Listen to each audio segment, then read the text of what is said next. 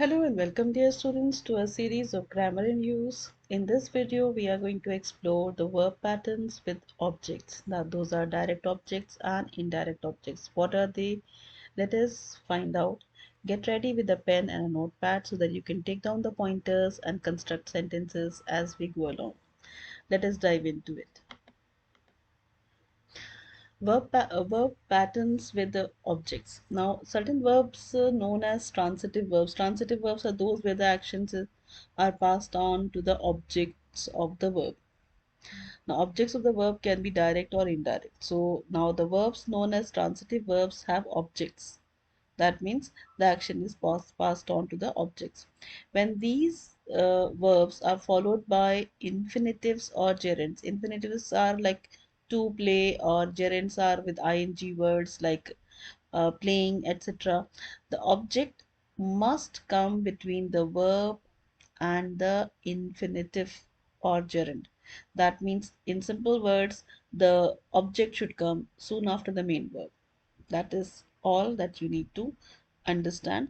Infinitive and gerundives can come later on in the sentence.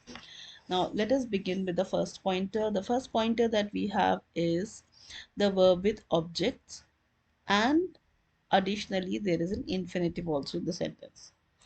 Now some verbs that are followed by an infinitive must also have an object before that infinitive. Now we are talking about the main verbs, those main verbs that are followed by an infinitives. We had seen in the previous video that there are certain verbs, main verbs, those are followed by an infinitives, like for example, to work, to play. And if, as per the context, there is some object of the verb, main verb, that has to come in the sentence, then that object is placed soon after the main verb. Let us see this sentence that we have before us. My computer allows me to work on two scenes at once. Main verb is allows, that is the main verb. The object of this verb is me. How do I know that? I need to underline the verb and ask a question. Allows whom? I get an answer, me. So that is how I know this is the object of the sentence. Another way is allows what? In that case, as per the context, there is no such answer. So allow what or allow whom, either one will be answered or both can be answered, provided there are two direct objects and indirect objects in the sentence. In this case, there is only one object of the verb, that is allows whom, allows me. So it is placed soon after the verb. And then infinitive comes later in the sentence. So this is the word order that you need to remember if you are unjumbling the sentence or working on some exercise where you have to construct the sentence or complex sentence. Remember the word order. The word order is verb, object, and infinitive. So my computer allows me to work on two scenes at once. Now let us analyze the structure of this particular sentence. My computer, this is the subject. In the place of the subject, you can have your main verb, name of a person, pronoun, first person pronoun, second person pronoun, third person pronoun. Then you have the main verb. The main verb, when you ask a question, allows whom? Allows me. So you get the object of the sentence verb. And then you have the infinitive, that is to work, and then the rest of the sentence on two screens. My computer allows me to work on two screens. This particular sentence has got only one object of the verb. Now let us see certain examples of this particular structure, and we will be able to pose a question and reply to it. The sentence that is given is Emma's brother wants her to turn down the television. To turn down the television means to reduce the volume. Now, the main verb is wants. Wants what? Wants to turn down. Wants whom? Her. As per this structure, wants her is the object of the main verb. Next is Giorgio bought a new suit to wear to his brother's wedding. Bought what? Bought what? Bought a new suit. And as we know that if I say bought um, some the previous example, if I were to say wants what? Wants to turn down. Had it been an object, I would have considered it as a main object, first object, or the secondary object, or the direct object or indirect object. But in this case, it is an infinitive. That's the reason I ruled it out and I took her as the main object. The next example is the building manager will tell you to leave the building if there is a fire. Will tell what? To leave. Now, to leave is an infinitive, so I'm leaving out that as an object of the sentence. I'm considering the second question. Tell whom? Tell you. So, you is the object of the verb. That's the reason displays soon after the verb. Helena's mother is always reminding her to do the dishes. Reminding whom? Reminding her. That is Helena. Jonathan's teacher expects him to do better next time. Expects whom? Him, that is Jonathan. So this is the object of the sentence and it comes between the main verb and the infinitive. I have. Have is the apostrophe is a contraction of I. HAVE. Is taken away, apostrophe is there. So I have. I have asked my boyfriend to buy some bread and milk on his way home. Asked whom? My boyfriend. That is the object of the verb asked.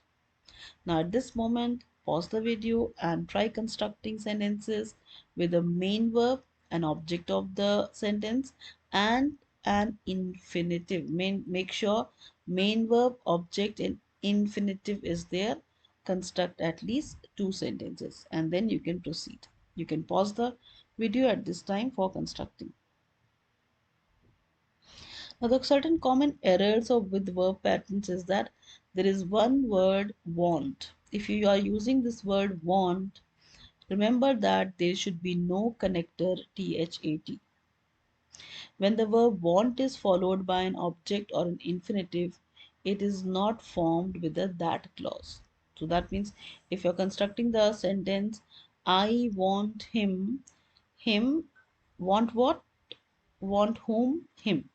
It should come soon after the verb, that is want him, and then the infinitive. Want him to come to the exhibit with me. Want should be followed by an object and an infinitive as given, it is correct. Now you should avoid using the word that when you are using the word want. This is a special rule, you have to follow it. I want, don't say that. I want what? I want someone. Okay, I want he. He comes to the exhibit with me.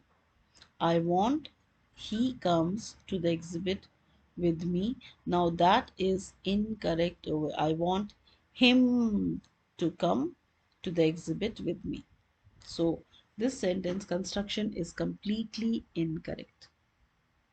Remember, want will take the object and then the infinitive, and that will be correct. The next pointer that we have is the verb, object, gerund patterns. Previously we have seen verb, object and infinitives. Now we are looking at verb, object and gerunds. Some verbs that are followed by a gerund must also have an object before that gerund. Now there are specific words which we have seen in the previous video. Those words, those verbs take gerunds after it, but if there is an object, that object should be placed between the verb and the gerund. Haley heard the boss interviewing the new secretary. Now if I underline the word verb heard, heard whom? Heard the boss. So that is the object, and he was interviewing, this is the gerund used in the construction. So the word order is verb, object and gerund. Let us analyze the structure. We have the subject, then we have the main verb, object of the verb, and then the gerund and the rest of the sentence. For subject, we have taken Haley. For verb, main verb, we have heard, and then we ask the question, heard whom? We get the answer, the boss. So the boss, the object is placed soon after the main verb, and then we have the gerund, interviewing, and the rest of the sentence is the new secretary. Haley heard the boss interviewing the new secretary. So if you have to work on jumbled sentences, remember the word order, subject, verb, object, gerund, and then the rest of the sentence. Let us see certain examples based on this construction. I remember Arnold. Remembered whom? Arnold. Leaving the house at 10 o'clock. Jeremy spends who? Spends what? Every winter. Spends every winter snowboarding the Alps. I really don't like whom? Anyone. Talking to me while I'm trying to study. My sister loves science. I can see whom? Her. See her becoming a doctor one day. At this point, pause the video and construct at least 2 sentences. Let us continue. The next pointer that we have is double objects in the sentence. In order to understand double objects, let me first explain the example that I've constructed over here. Then I'll go back to the rule and read out the rule to you. If the sentence is she gave me money and the main verb is gave, I underline the verb gave and I ask gave what? Gave what? Gave money. So gave money is my direct object. Now, if I have the same sentence, gave me money, and I underline the verb gave and I ask the question, gave whom? Gave me. So this is the indirect object. So when there are two objects soon after the main verb, one is a direct object, one is an indirect object. Now let us go back to the rule and understand the rule. What does it say after understanding the example? Double object verbs. The direct object is the person or thing that an action happens to. So over here, direct object was the money. The indirect object receives the same action. Indirect object was me. If the indirect object is the focus of the sentence, it becomes after the direct object plus to or for. Now this we need to understand clearly. If the indirect object is the focus of the sentence, it comes after the direct object plus to or for. She gave to me money. She gave money to me. You can construct. She gave money to me. Now let us look at the example that we have before us. She lent some money to her son. Now lent is the main verb. Lent what? Some money. So some money is the direct object. Lent whom? Her son. To her son. So we add two extra in this sentence. She lent whom? Her son. Lent what? Some money. Now the preposition is dropped when the order of the object is received. Reverse, sorry. The preposition is dropped when the order of the object is reversed. That means when you have the indirect object first and then the direct object, the word to is dropped. But when you have the direct object and for then later on is the indirect object, you have the word to in the sentence. Let us see certain examples based on it. Carolina sold her house to her younger brother. Carolina sold her brother her house. Both are correct. The one that is regularly used or more often used is Carolina sold her house to her younger brother. It is widely understood.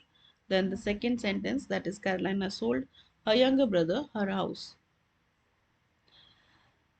Federico bought a car for his parents. Federico bought his parents a car. Actually, it is the focus of the sentence which you want to use and with what construction you want to use. Both are correct and logical. The next pointer that we have is using double objects with pronouns. Now you have to be very careful when you're using gave it to his son or her son, etc. But when you're using certain object like a pronoun which is used for an object, you have to be very careful. Certain constructions are right, certain constructions are incorrect. Let us see. If the direct object is a pronoun, it must come before the indirect object. She lent it to her son. She lent what? It to her son. Over here, because the object, we don't know what is the object, it should be closer to the verb, only then it will make sense. So it is correct. She lent her son it. Because this it is vague, grammatically it is incorrect or it is completely wrong. So avoid this kind of construction. If the indirect object is a pronoun, it can come before or after. Now, if the indirect, you can have any kind of construction. She lent some money to him is correct. She lent him some money, it is also correct. So it is only when the direct object is a pronoun, you have one specific lock there, only one sentence is right. But for indirect object, you can have both this construction interchanging the place with direct or indirect object.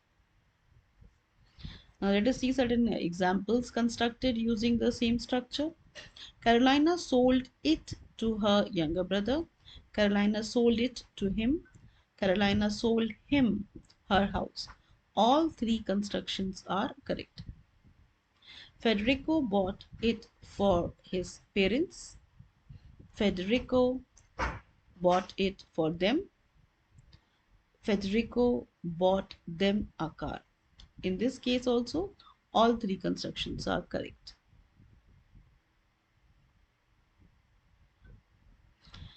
With this, we have come to the end of the video. If you like the video, click on like, share and subscribe. Thank you very much for your kind attention.